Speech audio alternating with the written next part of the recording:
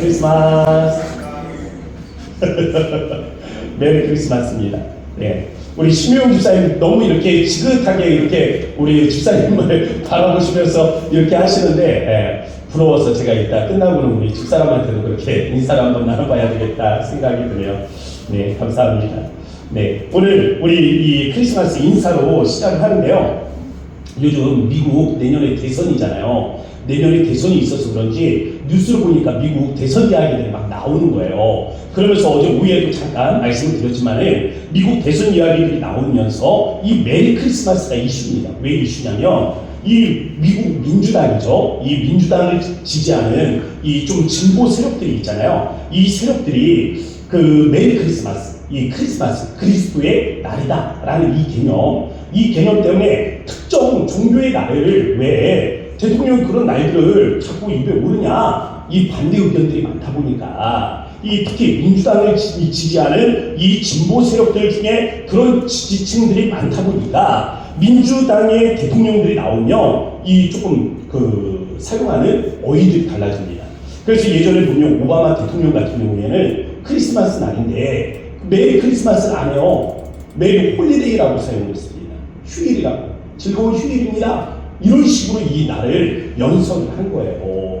그런 것들을 바라보면서 요즘은 이 예수님의 탄생일을 맞아서 예수님의 이름조차 부르기를 꺼려하잖아요. 지금 성탄이라고 다 휴일로 지키면서도 그 예수님의 탄생일에 대해 예수님의 이름조차 부르기를 꺼려하는 이 시대 속에 우리가 살아가고 있지 않습니까? 이러한 때 우리 그리스도인들, 우리도 그냥 세상의 어떤 기쁨에 취해서 그냥 휴일이니까 우리 즐겁게 지내자 라는 데 이렇게 넘어가지 말고 우리가 정말 예수의 탄생의 의미가 무엇인가를 바로 알고 바로 기뻐해야 되겠다, 그런 마음이 들었습니다. 그래서 오늘의 말씀을 준비하게 되었고, 저는 오늘의 말씀을 통해서 우리 모든 고향 동부산교회 성도들을 위해 하나님께서 이 성탄이 어떻게 죄에 대한 표적이 되는지 깨닫게 하시는 은혜가 있기를 주의 이름으로 축복합니다. 할렐루야.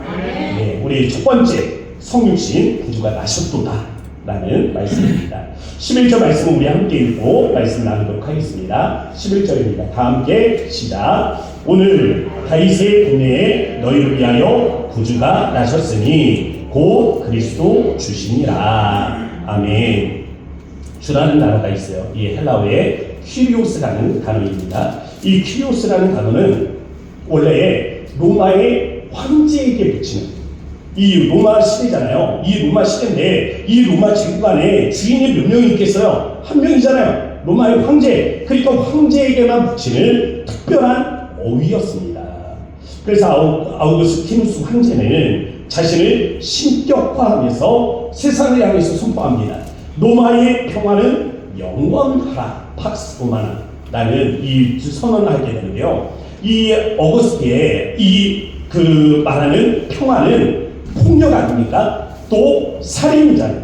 그리고 전쟁이잖아요. 갈취잖아요. 약탈이잖아요. 억압이잖아요.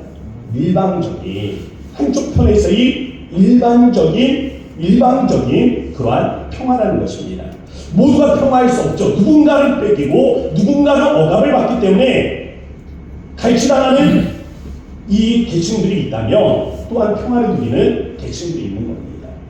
바로 이와 같이 모두가 평화하지 못하는 그러한 이 평화라고 말할 수 있겠죠. 그러나 오늘 새로운 평화의 왕으로 소개되는 인물이 있습니다. 그분은 아기로 지금 태어나셨고 강보에 쌓여 누워 계십니다. 예수님께서는 이 땅에 평화의 왕으로 태어나셨다라는 것을 성경은 우리에게 말해줍니다. 그리스도 주라는 단어가 오늘 등장을 하는데요. 이 그리스도 주는 이스라엘 백성들에게 특별하지는 않습니다. 생소하지 않는 그러한 단어였습니다. 이 생소하지는 않지만 특별한 단어였습니다. 왜냐하면 이 퀴리오스라는 단어는 이 주라는 뜻이잖아요. 이 주라는 단어는 앞에서는 정치적인 사용을 말씀드렸습니다.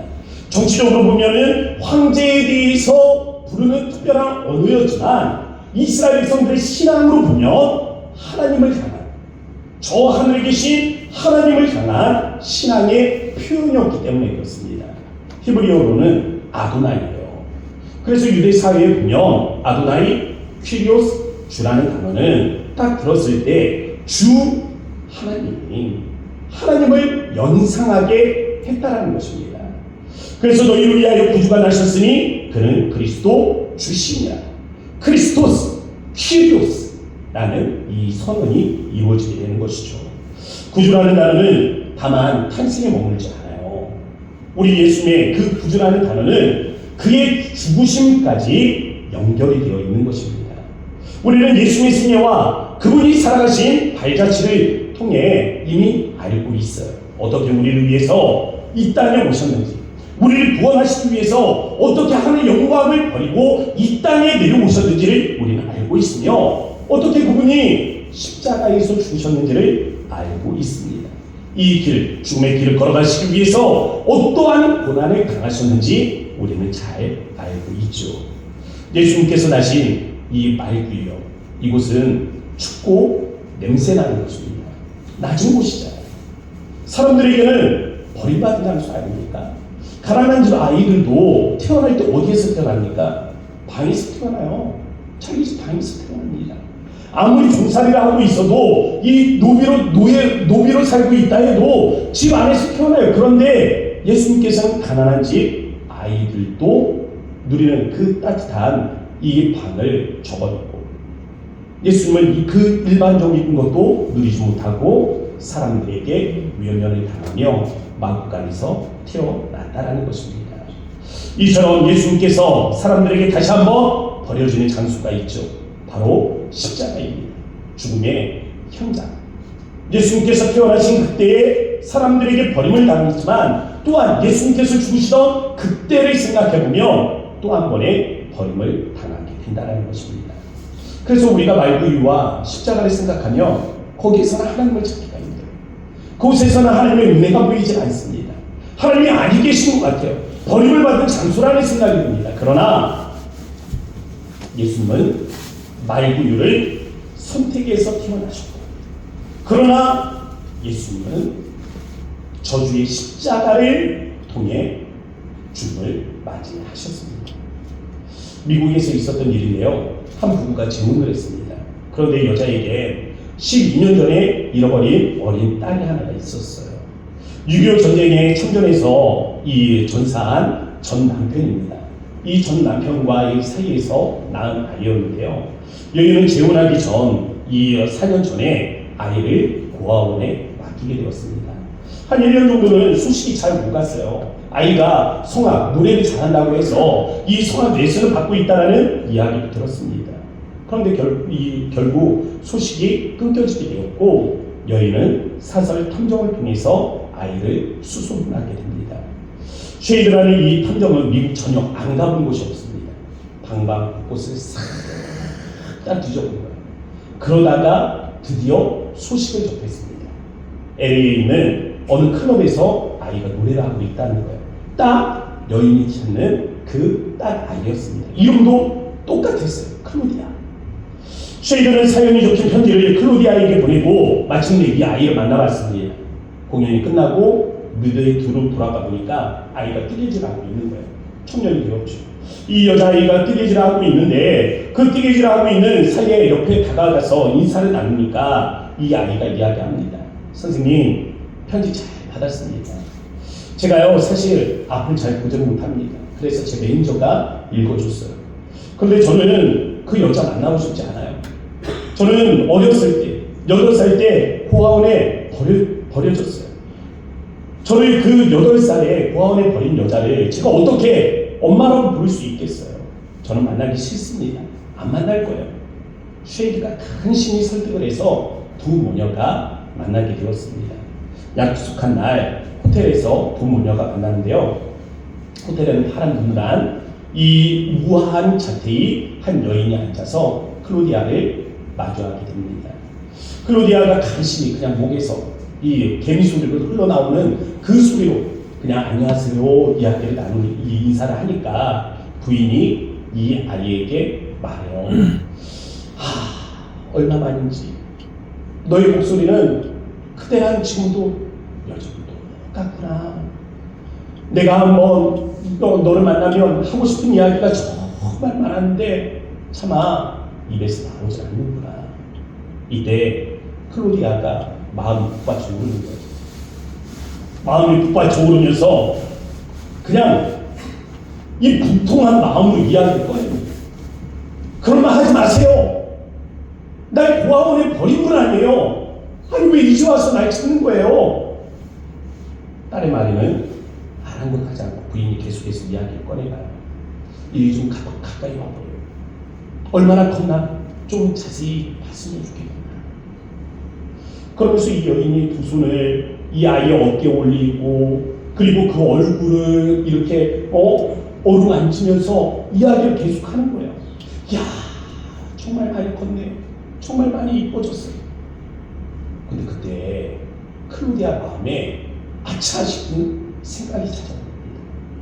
아니, 엄마도 나처럼 아픔 보지 못하는 거예요? 이 부인이 이야기합니다. 그래, 나도 너처럼 아픔 못 본단다. 그러나 내가 세상 어디에 있든지 나는 너를 끝까지 찾을 수 있다라고 믿었어.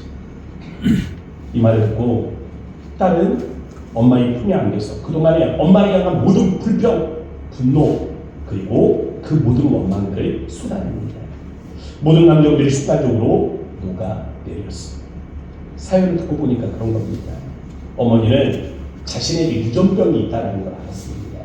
그래서 얼마 안 있으면 앞을 보지 못한다는 의사의 선고를 받았어요. 그런데 많은 고민이 있었습니다. 문제는 딸아이도 같은 유전적인 질병을 앓고 있었던 거예요. 모녀가 같이 얼마 있지 않으면 앞을 보지 못한다는 그러한 청천벽력 같은 소리를 듣게 된 거죠. 그래서 둘 다 앞을 보지 못하고 사느니 차라리 좋은 양부모를 만나서 잘 돌봄을 받는 것이 좋겠다 하는 마음에 고아원에 맡겼던 겁니다. 예수님께서 구유에 나셨어요.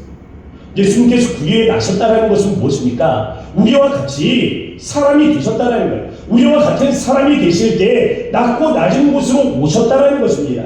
우리와 같은 사람이 되셔서 우리의 연약함을 몸소 체험하시기 위해서, 우리의 연약함을 이해하기 위해서 친히 육신을 입고 이 땅에 오셨다.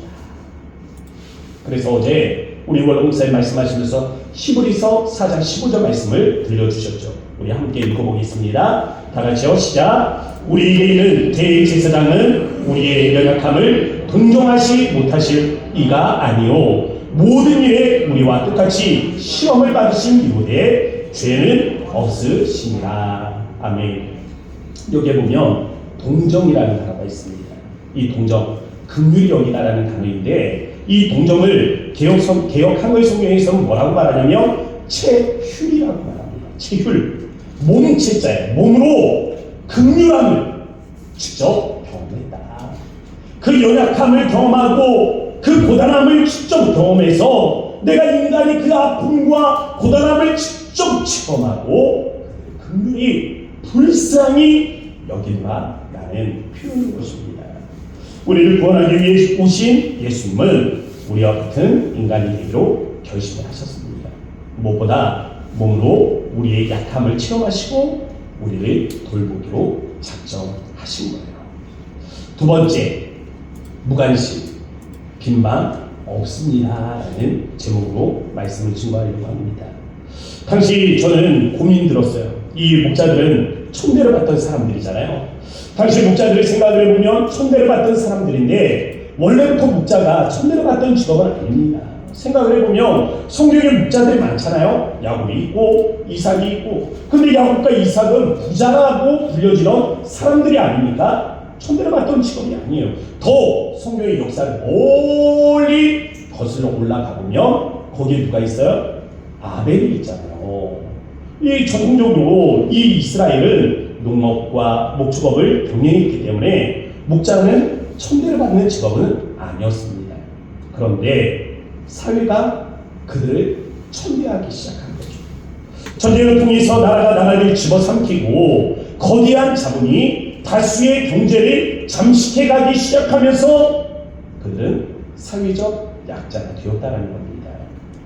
베들레헴에 아기가 나신다는 사건은 모두가 알고 있는 거잖아요. 생각을 해보면 그렇습니다. 헤롯이 박사들에게 물어요. 박사들에게 묻는데 박사들은 고민도 하지 않습니다. 그냥 이 박사들은 즉각적으로 헤롯에게 이야기를 하는 거예요. 베들레헴에서 나십니다. 아니 왕으로 난다라는데 누가 어디서 왕으로 나느냐 물으니까 베들레헴입니다 라고 촉촉 말을 하잖아요. 알고 있었던 거죠. 당연히 종교 지도자들도 이를 알고 있었을 겁니다. 아마도 베들레헴에 있는 여관 주인들 한 번쯤은 들어봤을걸요. 베들레헴에 관한 이야기니까, 그 땅에 관한 이야기니까, 베들레헴 에브라다야 너는 네가 고을 중에 작을지라도 이스라엘을 다스릴 자가 내게서 내게로 나올 것이다. 아마도 베들레헴에 있는 모든 여관 주인들은 적어도 한 번쯤은 들어봤을 법한 말씀이라는 겁니다. 그러나 정작 예수님께서 이 땅에 태어나실 때 예수님을 위한 방은 없었어요. 왜 방이 없었습니까? 사람들의 무관심이죠. 크리스마스가 되면 이 자주 우리에게 들려지는 성극이 있습니다. 저는 꿈 같아서는 우리 고향농산교회가 나중에 한번 이 성극을 사람들이 보거나 안 보거나를 떠나서 하나님이 우리의 관객으로 모셔드리고 같이 한번 이 성극을 해봤으면 좋겠다라는 그런 꿈이 있어요. 어떤 이 내용이냐면 빈방 있습니까? 라는 제목의 성극이에요. 지난주 다가오는 크리스마스를 기억하기 위해서 또다시 한번 찾아봤습니다. 그런데 이 성극에 보면 성극 안에 또 다른 성극이 감추어져 있습니다. 그러니까 연극 속에 또 다른 연극이 있는 거예요. 내용은 이렇습니다. 이 크리스마스를 맞이해서 한 선생님이 주일학교 학생들하고 같이 성극을 준비하는 거예요. 그런데 이 선생님에게는 이 좀 꿈이 있었어요. 어떤 꿈이냐면 모두가 함께 즐거워할 수 있는 크리스마스. 그런데 거기에 한 학생이 있습니다. 덕구라는 아이인데요. 이 덕구가 조금 이 지식이 좀 부족해요. 그래서 대사를 외워야 되는데 잘 외우지를 못합니다.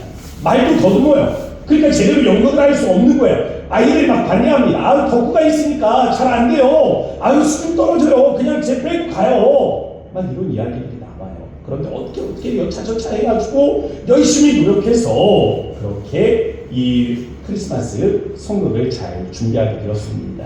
드디어 크리스마스 이후가 되었어요. 성극의 막이 올라갑니다. 연극은 순조롭게 진행이 돼요. 그런데 이 드디어 덕후 차례가 다가오는데 이 만삭의 봄이에요. 마리아와 요셉이 여관문을 두드리면서 계세요 여기 빈방이 있습니까? 하면은 덕후가 나가서 빈방 없어요.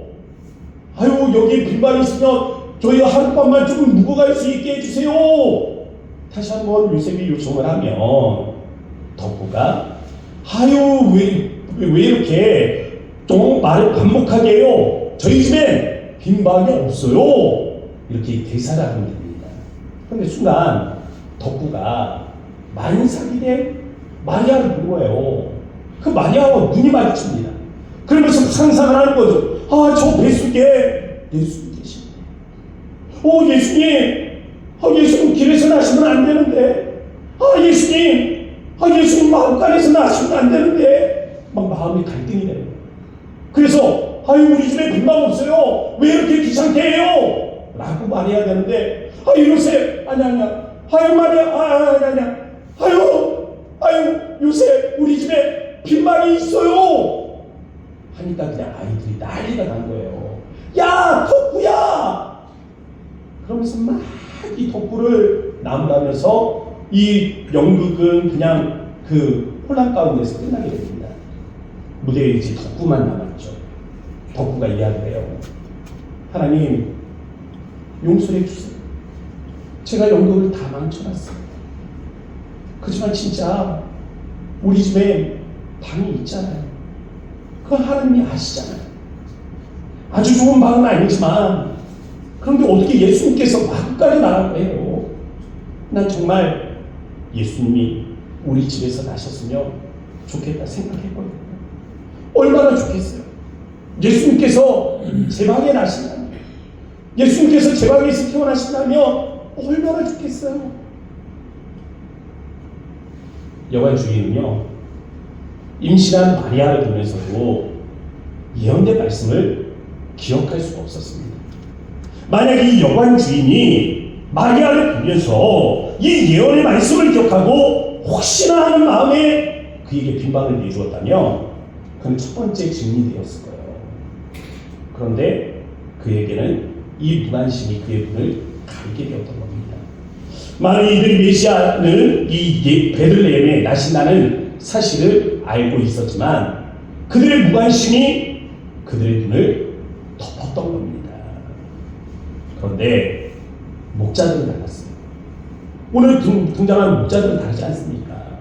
그들은 구주가 나셨다라는 소식에 즉각적으로 반응을 합니다. 저는 여기서 궁금증이 들었어요.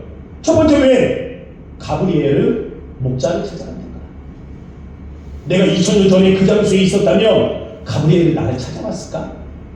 갑자기 이런 질문들이 드는 겁니다. 그러면서 또 다른 하나, 목자들은 어떻게 그러면 즉각적으로 이 가브리엘 천사의 말에 반응할 수가 있었을까? 나는 그곳에 있었다면 그렇게 반응할 수 있는 사람인가? 이런 질문이 찾아오더라고요. 성지 순례를 가면요, 베들레헴 지역에 특별한 교회가 하나 있습니다. 베들레헴 교회가 당연히 있겠지만 또 하나가 있어요. 뭐냐면 목자들의 교회입니다. 이 목자들이 예수님을 찾아와서 경배했다고 해서 이 목자들이 살았을 법한 그 지역에다가 기념 교회를 세워놓은 거예요. 그래서 목자들의 교회라는 이 교회가 있는데 그 지역명이 좀 특별합니다. 라못 라헬이라는 곳인데요. 더 재밌는 게 있어요. 이 라못 라헬이라는 곳이 요즘 그렇게 불려지는데 원래 이름이 뭐냐면 베탁 게렘이라는 곳입니다. 베탁 게렘. 제가 이 발음이 어려워가지고 여기 써놓은 거예요. 베탁 게렘. 좀 히브리어는 침이 많이 튑니다. 베탁 게렘. 네. 이 베탁 게렘이라는 이 장소인데 이 베탁 게렘을 여러분 집에 가서 한번 찾아보세요. 성경을 찾아보면 성경에 딱 두 곳에 등장합니다. 그 첫 번째가 느헤미야 말씀이에요. 느헤미야 말씀에 보면 바벨론에서 포로로 돌아오는 이스라엘 백성들이 그 중에 레갑의 후손들이 이 지역에 재건을 받게 됩니다. 레갑의 후손들이 이곳 베탁 게렘에 정착해 되었다라는 것을 우리가 짐작할 수 있는 거 아닙니까? 그렇잖아요. 이 포로를 끌려갔다가 돌아왔는데 레갑의 후손들이 베탁 게렘을 재건을 합니다. 그런데 레갑의 자손들에 대한 특별한 이 일화가 성경에 보면 하나 더 등장을 해요. 어디냐면 예레미야입니다. 예레미야에 보면 레갑의 후손들을 싹 다 방 하나에다가 모아놓고 예레미야 선지자가 포도주 항아리를 들고 와서 레갑의 후손들에게 마음껏 마셔라. 마음껏 마셔라. 누가요? 예레미야 선지자가 이야기를 하는 거예요. 예수님도 그 혼인잔치에서 물론 포도주를 만드셨잖아요. 그러니까 이 당시 이게 포도주를 마시는 게 이 부정한 것은 아닙니다. 우리 이 기독교 전통에서는 우리가 술을 마시지 않고 우리도 마시잖아요. 성찬식 때. 네. 이 당시에도 포도주를 마시는 것이 불법적인 행위는 아니에요. 그런데 이 예레미야 선지자가 레갑의 자손들 다 모아놓고 마시라 할 때에 특별한 일화가 있어요. 이들 마시지 않으면서 하는 말이 있습니다. 왜 마시지 않는지를 말하거든요. 이건 한번 읽어봤으면 좋겠어요. 우리 예레미야서 35장 6절과 7절 우리 앞에 화면을 보면서 함께 읽도록 하겠습니다. 시작. 그들이 이르되 우리는 포도주를 마시지 아니하겠노라. 레갑의 아들 우리 손조 요나답이 우리에게 명령하여 이르기를 너희와 너희 자손은 영원히 포도주를 마시지 말며 너희가 집도 짓지 말며 파종도 하지 말며 포도원을 소유하지도 말고 너희는 평생 동안 장막에 살아라. 그리하면 너희가 머물러 사는 땅에서 너희 생명이 길리라 하였으므로. 아멘. 여기 보면 이 레갑의 이 후손 중에 요나답이 이 레갑의 후손들에게 세 가지 명령을 줍니다. 이 명령을 주는데 지금 이 예레미야서가 있잖아요. 이 예레미야서의 이 말씀과 이 요나답이라는 실존적인 사람이 존재하던 그 시기까지는 무려 300년의 공백이 있어요. 그러니까 300년 전에 신앙의 조상이 말한 것을 지금까지도 레가비 후손들이 지켜가고 있다는 것을 성경이 보여주고 있는 거예요. 그 세 가지가 뭐냐면, 첫 번째는 집 짓지 말고 장막에서 살아라. 두 번째는 포도를 위해서 씨앗을 뿌리지 말고 포도 농사를 위해서 파종하지 말아라. 그리고 세 번째는 포도주로 마시지 말아라 라는 것입니다. 이 말씀에 따라서 레가비 후손들이 포도주를 마시지 않는 거예요. 300년을 지금 그 신앙의 선조의 그 교훈을 지켜가고 있는 겁니다. 거기에다가 요나답의 명령을 따르기 위해서는 당시에 비천하게 취급될 수밖에 없었던 이 목자로 남기로 결정을 한 거죠. 그들은 바벨론 왕 느부갓네살이 침공해 왔을 때 첫 번째 예루살렘으로 이동해 왔습니다. 그리고 이 예루살렘으로 이동해 온 다음에 포로 기한의 시대에는요, 다시 한번 정착지를 옮겨서 베탁게렘으로 가요. 베탁게렘. 어디요? 목자들의 교회가 있는 이 베탁게렘. 목자들이 예수님을 찾아와서 경배에 있다라고 하는 이 베탁게렘으로 지금 그 장소들을 이동해 가는 거예요. 게다가 이 베들레헴은 에델의 망대가 있잖아요. 이 에델의 망대에 보면 목자들이 무엇을 키웁니까? 희생의 제물이 될 어린 양을 키우는 곳이 아니에요. 바로 다시 이야기를 하면 레가비 자손들은 어떤 사람들입니까? 선조 요나답의 명령을 따라서 적극적으로 메시아의 오심을 기다리던 목자들이었다는 겁니다. 천사들은 그들을 찾아가서 주의 나심에 대한 소식을 전하죠. 천사는 그들이 강보에 쌓여 누워있는, 구유에 누워있는 아기를 보며 그 아기가 너희에게 표적이 될 것이라고 말씀하셨습니다. 천사의 소식을 접했을 때 목자들이 왜 주저하지 않은 거예요? 그들은 매 순간을 기다리고 또 기다리고 왔기 때문에 그런 겁니다. 그리스도를 대망하며 성실한 삶을 살아왔기 때문에 그들은 요나답의 명령과 또 예수님의 나시기까지의 어떤 그 긴 기다림 속에서도 이 갈망, 이 열망이 있었기 때문에 즉각적으로 반응할 수 있었던 거죠. 예수님의 나시기까지. 요나답이 이야기를 하고 예수님이 나시기까지가 900년이에요. 이 900년의 세월 동안 결국에는 고대하고 갈망하고 또 기대하던 간절히 원함으로 기다리고 있던 분명 그 사람들이 있었다라는 겁니다. 다 잊은 게 아니에요. 그리고 그들이 오늘 그 표적을 볼 수 있었다. 세 번째, 기다리고요, 표적을 보리라는 것입니다.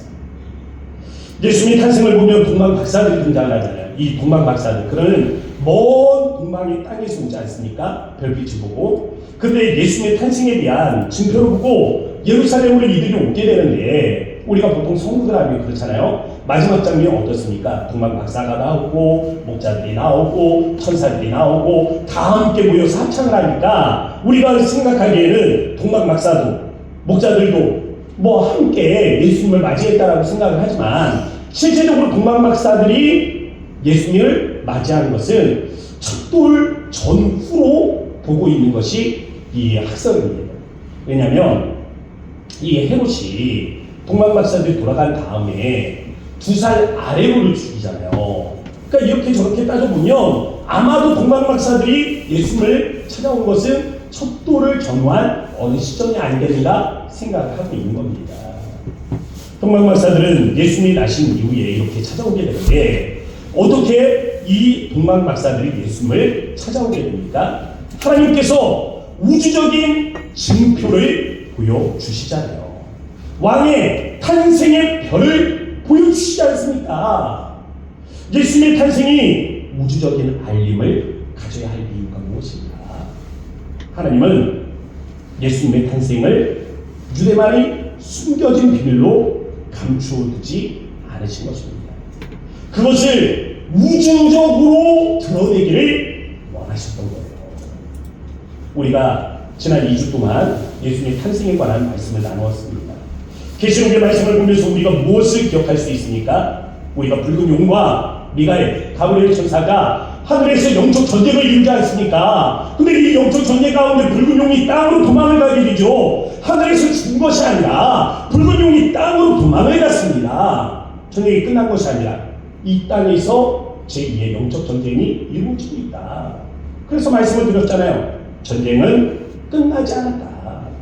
지금 우리가 살고 있는 시대가 영적 전쟁의 시대라니까요. 지난주로 우리가 미가서 말씀을 통해서 예수님께서 베들레헴의 나심에 대한 예언을 들었습니다. 절망과 굶주림, 애통과 갈망으로 가득한 이 땅에 무엇이 소망이 될 수 있다라고 말씀을 드렸습니다. 한 아이의 탄생. 아이가 탄생하는 것이 너희에게 소망이 될 것이고 너희에게 징조가 될 것이다. 그리고 오늘 새벽 아침에 다시 한번 말씀을 드렸습니다. 마리아는요, 두 개의 계시를 받았습니다. 하나는 자기가 임신했다는 거예요. 내가 예수, 온 땅의 구원자를 잉태케 되었다. 또 하나는 엘리사벳, 친종 엘리사벳이 아이를 가졌다. 나이가 많아서 아이를 가질 수 없는 여인이 아이를 가졌다 라는 이 소식을 듣게 되었습니다. 그런데 마리아는 내가 예수를 가졌다, 그 이름을 임마누엘이라 하라 소식은 들었지만 자기가 임신하는지 안 하는지 모르겠는 거예요. 아이가 있는지 없는지 모르겠는 겁니다. 아이를 가졌어도 시간이 지나야 반응이 올 거 아니에요. 입덧을 한다든지 아니면 배에서 아이가 뭐 꿈틀거린다든지 뭐 여자들은 알 거 아닙니까? 아이가 있으면. 근데 아직은 그런 반응이 올 때가 아닌 거예요. 그러니까 모르겠어요. 그런데 또 하나가 있잖아요. 계시 엘리사벳, 나이가 많은 엘리사벳이 아이를 가졌다. 이 또 다른 계시를 위해서 확인하기 위해서 이 마리아가 엘리사벳을 찾아가게 됩니다. 그때는 정말 엘리사벳이 임신했어요. 아이가 태중에서 막 뛰놀면서 엘리사벳이 주의 탄생을 찬송하는 소리를 듣게 됩니다. 두 개의 계시 중에 하나가 이루어졌단 말이에요. 보여진단 말이에요. 이 보여지는 것을 통해서 마리아는 아하, 이 복 중에 있는 아이가 복되구나, 이 믿음을 가질 수가 있었던 겁니다. 우리에게도 메시아에 대해서 두 개의 예언이 있습니다. 하나가 아니에요. 메시아는 두 개의 예언을 가지고 처음부터 그렇게 오셨던 것입니다. 하나의 예언이 무엇입니까? 아기의 탄생, 육체의 탄생입니다. 2000년 전에 역사적으로 이 땅에서 이루어졌어요. 그러나 두 번째 계시가 무엇입니까? 다시 오시리라. 구름을 타고 올라가신 대로 너희가 본 그대로 다시 오시리라 라는 이 약속이 있습니다. 인자가 구름을 타고 오리라 라는 이 약속의 말씀, 바로 이것이 또 다른 계시 말씀입니다. 그런데 우리가 하나는 확인할 수 있지 않습니까? 두 번째 것은 아직 이루어지지 않았지만 하나는 확인할 수 있잖아요. 이 하나가 무엇입니까? 2000년 전에 아기가 태어났다는 것. 첫 번째 계시의 말씀이 이루어진 것을 바라보면서 우리가 두 번째 계시의 말씀, 이것이 하하, 온전히 이루어지겠구나, 하나님의 성실함 가운데서 이루어지겠구나 라는 것을 믿음으로 바라볼 수가 있잖아요.